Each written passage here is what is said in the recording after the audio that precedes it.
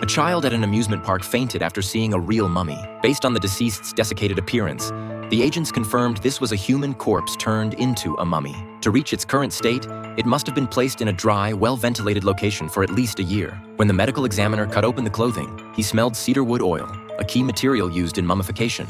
According to the clothing label, the garments came from a thrift store. However, the store manager told the agents they sold many clothes to homeless people, making it impossible to trace where the clothes ended up. Soon, a second mummy was discovered. Just as the agents arrived at the amusement park, Camille called. He had identified the first body based on Angela's sketch. The deceased was Stella, who went missing exactly 1 year ago today at age 15. Coincidentally, her last known location was the very coastal amusement park where they were standing. The agents quickly found the second corpse among the various props. Based on the cedarwood oil and paint on the body, Camille determined both mummies were created by the same killer. From a tattoo on the victim's shoulder, Angela identified the second victim as 16-year-old Judith, who disappeared 2 years ago today after visiting the amusement park with her sister. Meanwhile, Booth was leading a search of the haunted house. The owner insisted he had no idea when the bodies appeared. After all, the haunted house contained over 1,000 props. Unless you were a professional, you couldn't tell which were real. The agents noticed this same person had also been present at the previous crime scene. The owner introduced the young man as Greg, who had worked there for 3 years and had keys to the haunted house. The agents immediately said they needed to take Greg in for questioning.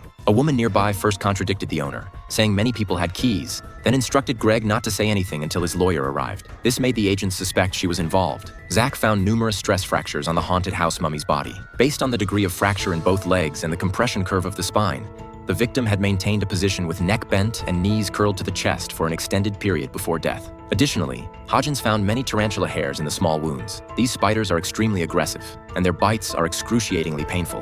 Hodgins suspected the victim had been kept near large transport vehicles. Camille also extracted the same stimulant from both deceased victims, a substance that accelerates metabolism and heart rate. Combined with the previous theories about live burial and spiders, it was clear the two girls had been literally scared to death by the killer. The agents brought in Judith's sister for questioning. She recalled that on Halloween 2 years ago, she and some friends took her sister to the amusement park. Because Judith had claustrophobia, she didn't go into the haunted house. When the sister came out, Judith was gone. The agents showed Greg's photo for identification. The sister said it was this guy who told them her sister had been taken away by a man. Investigation revealed the man was a registered sex offender with multiple records of molesting underage girls. He had been present when all 3 victims disappeared. Under questioning, Greg claimed that as a haunted house employee, it was normal to encounter the victims. He denied everything else. After the agents used special interrogation methods, the man finally mentioned Laura. Greg admitted he had lured the girls because his girlfriend Laura enjoyed playing games of catching cheaters. She encouraged him to seduce those girls.